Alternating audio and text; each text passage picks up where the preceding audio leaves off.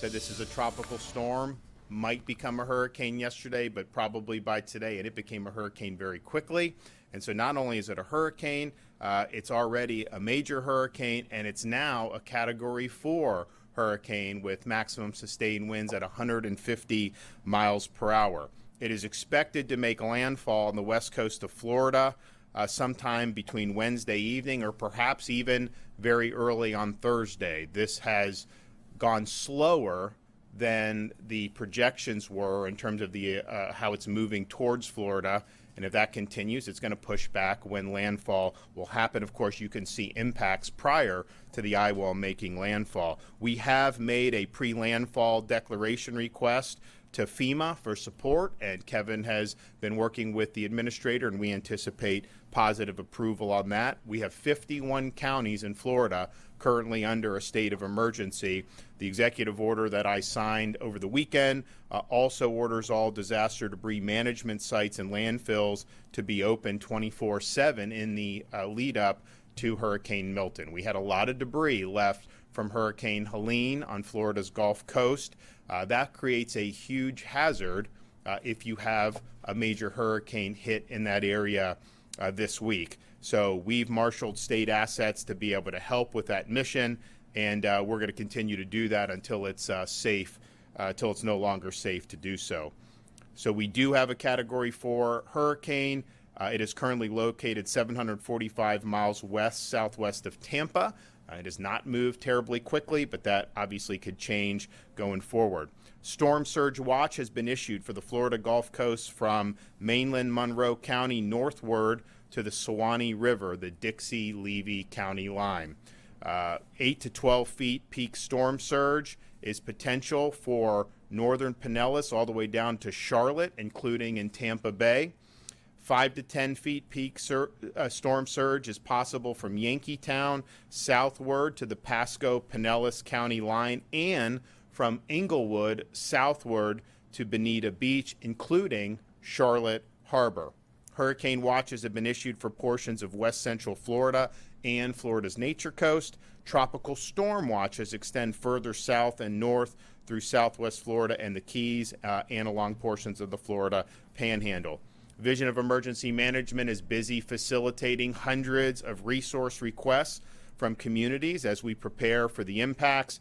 We've already sent major truckloads of food and water to Central Florida in preparation for points of distribution sites after the storm. We're also coordinating the deployment of more than 2,000 feet of flood protection systems and prioritizing critical infrastructure like hospitals, wastewater treatment facilities, and electrical infrastructure. We've deployed a flood barrier around a water pumping station in Bradenton, a fire station in Hillsborough, and more en route to the courthouse in Charlotte County, hospital in Kissimmee, master pump station in St. Pete, and a community resource center in Hernando County. We've also deployed generators to support special needs sheltering operations. And of course, Starlink internet. All counties have access to that, and we're deploying more as needed. More than 200 ambulances and more than 30 paratransits are in Central Florida footprint, ready to support first responder operations. And as I previously noted, we've ramped up our support of debris removal. That's a 24/7 round-the-clock mission. The state of Florida is amassing significant amount of fuel reserves ahead of Milton, and we're staging it to be utilized as needed. These quantities include 415,000 gallons of diesel, 389,000 gallons of gasoline, and an additional 1.5 million gallons of both diesel and gasoline are currently en route. I know there's different things that are being said, but all fuel continues to arrive at Florida ports. There has not been an interruption of that. I know people are going to fill up their gas tanks, which is a good thing. There's more lines than maybe that we're used to on some of these, but there has not been an interruption in fuel deliveries, and all the ports are checked in on that. Local officials and their vendors must continue debris removal efforts for those areas that are in the potential path of this storm. My executive order requires debris landfill and dump sites to remain open 24/7 to accept debris from Hurricane Helene.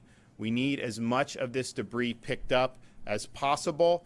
This creates a safety hazard, and it also will increase the damage that Milton could do with flying debris. All local entities should comply with this order and work around the clock to accomplish this mission.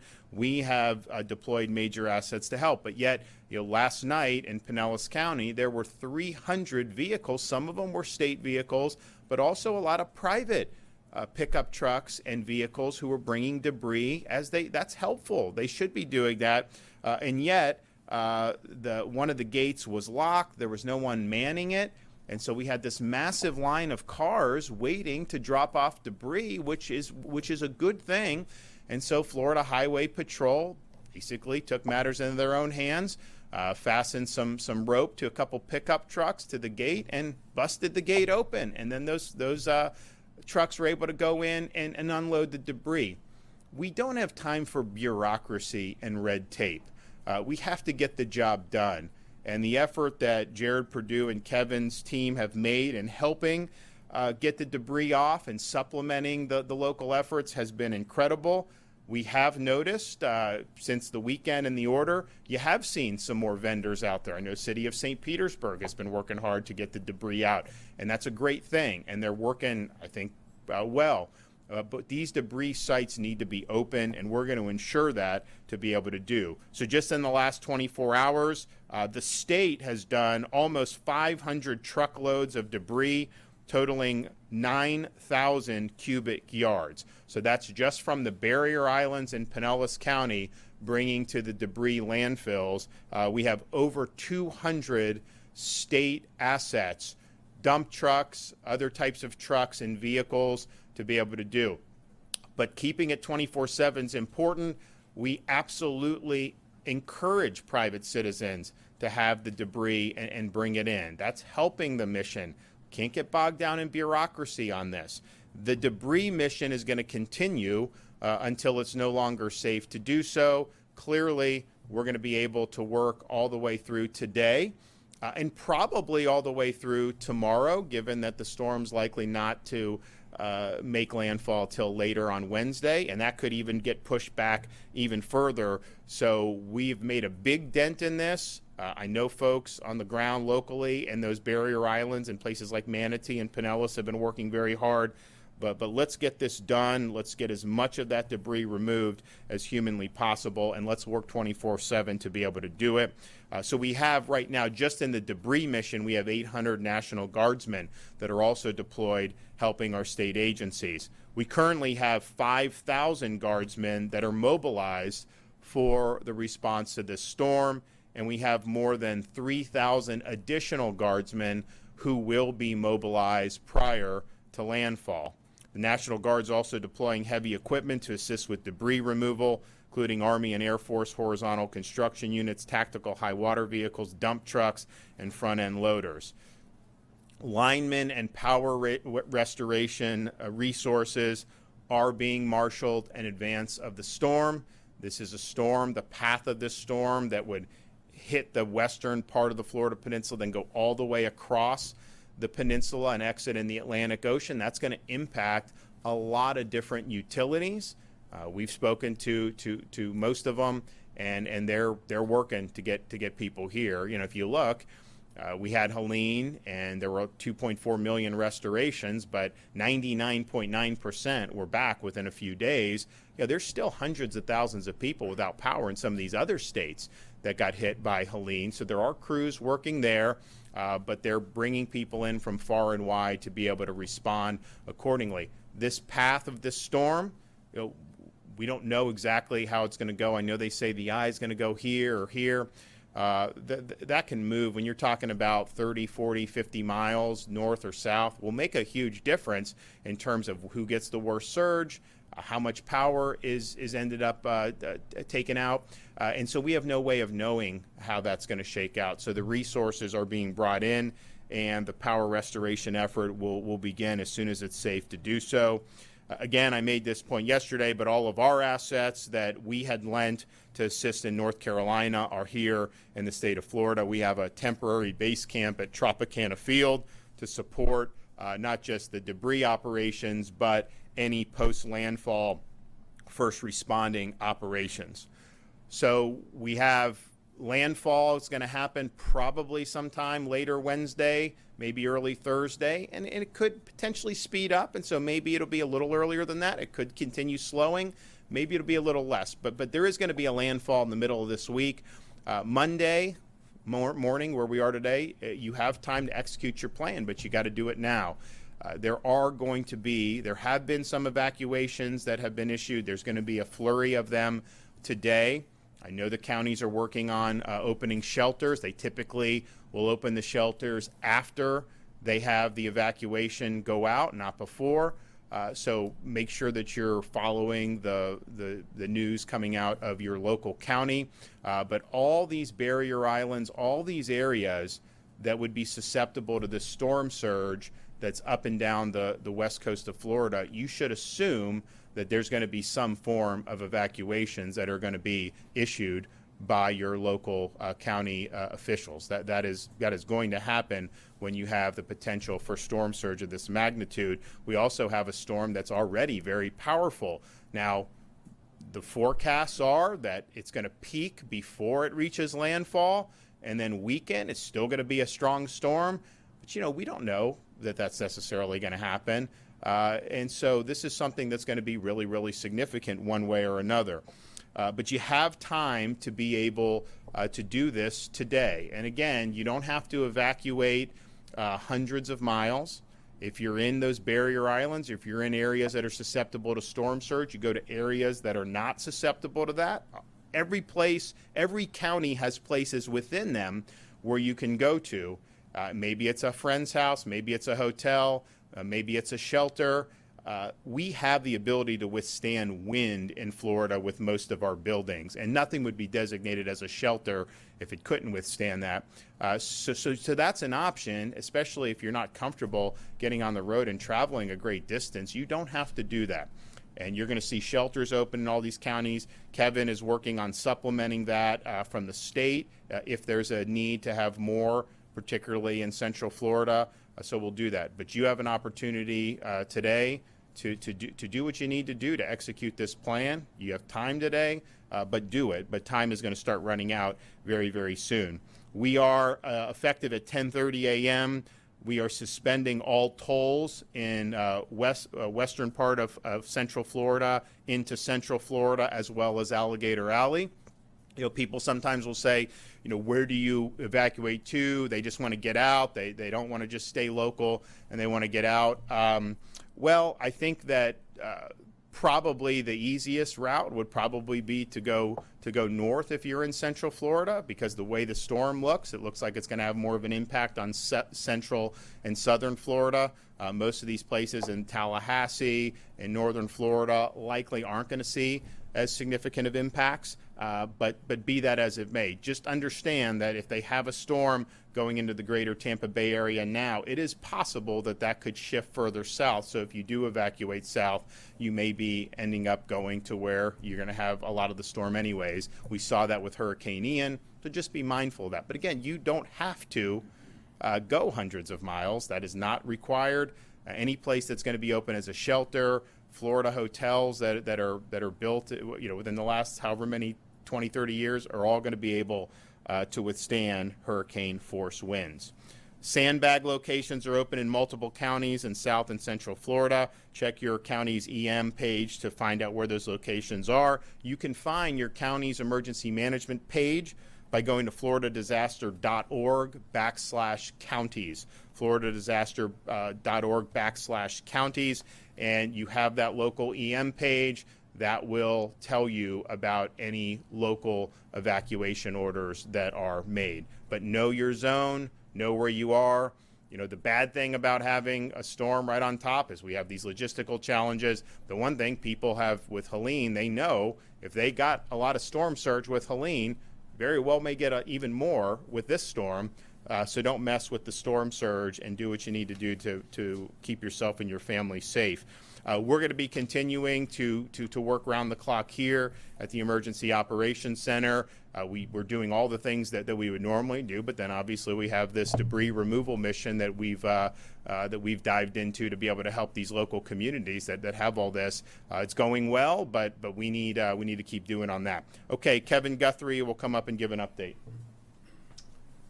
Thank you, Governor. Thank you for once again supporting the division, the State Emergency Response Team, as we respond to Hurricane Milton. The State Emergency Response Team continues to work on more than 600 mission requests received from our counties. Residents should begin finalizing your disaster plans, and if your plan calls for you to evacuate, you should do so today. Many of the counties are going to issue their evacuation orders today.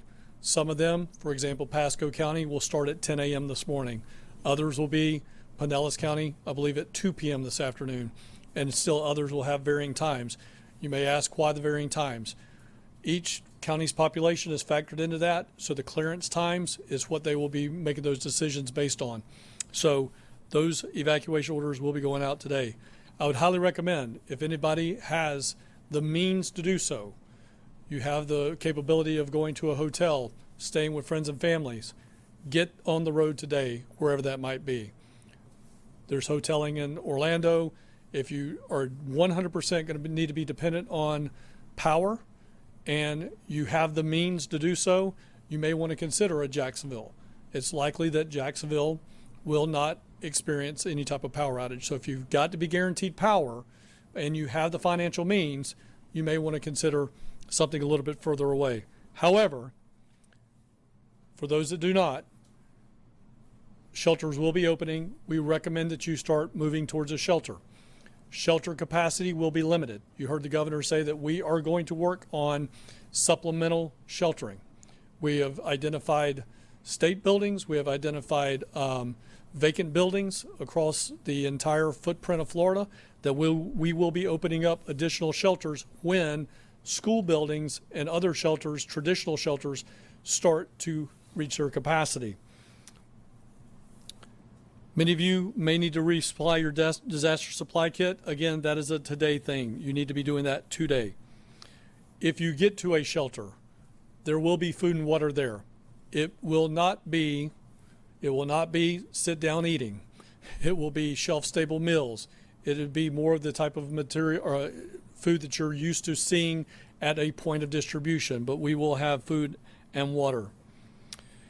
If you have access or functional needs and have not registered with the Florida Special Needs Registry, you need to do that this morning.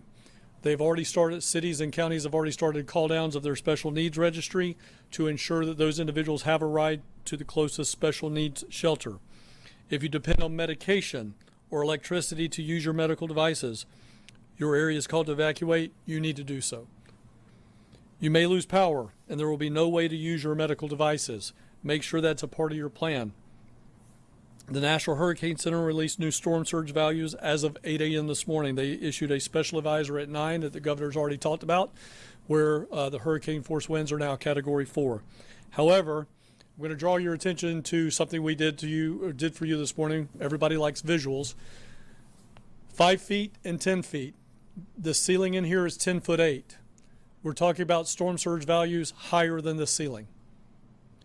Please, if you're in the Tampa Bay area, you need to evacuate. If they have called for your evacuation order, I beg you, I implore you to evacuate. Drowning deaths due to storm surge are 100% preventable if you leave. We had situations where people died of drowning in Hurricane Ian. Had they just gone across the bridge from Estero Bay, Sanibel Island, and so on, just across the bridge to the first available shelter that had capacity, they'd still be alive today. Please remember that counties will call for these evacuation orders, and we will likely be seeing those today, as I've already mentioned. If you need to evacuate, we want you to evacuate out, not up. After I made the comment last night, my brother-in-law called me and said, in fact, for Hurricane Helene, we have 380 elevators that are not working in the greater Tampa Bay area. Elevators are going to go down. You're not going to be able to get down the elevators. If you are dependent on elevator usage versus stairs, you need to make that a part of your evacuation plan. If you cannot get down those stairs, you need to evacuate. Evacuate out, not up. You can visit floridadisaster.org/no to determine if you live in an evacuation zone. Your gas tank and electric vehicle only need to be halfway full. Get the gas, get as much as you need to get to where you're going.